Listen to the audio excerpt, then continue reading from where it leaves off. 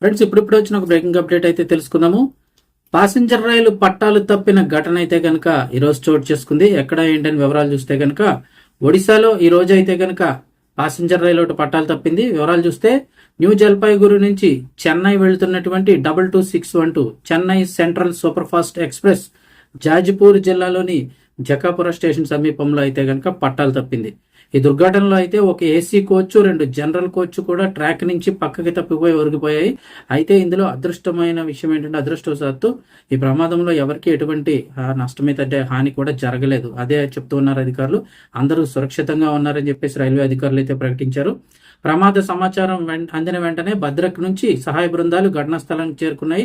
పట్టాలు తప్పిన కోచ్ల్లోని ప్రయాణికులందరినీ కూడా సురక్షితంగా తీసుకొచ్చేశారు. అలాగే ఇతర బోగీల్లోకి వారిని అయితే కనుక పంపించి వారందరినీ గమ్యస్థానాలకు చేర్చేందుకు మళ్ళీ తిరిగి ఏర్పాట్లు అయితే చేశారు. ఈ ప్రమాదం కారణంగా న్యూ జల్పాయిగురి చెన్నై మార్గంలోనూ రైళ్ల రాకపోకలకి అయితే కనుక అంతరాయం కలుగుతుంది. కాస్త ఈ రోజు అయితే లేట్ అయ్యే అవకాశం ఉంది. బోగీలన్నీ క్లియర్ చేసే వరకు కూడా.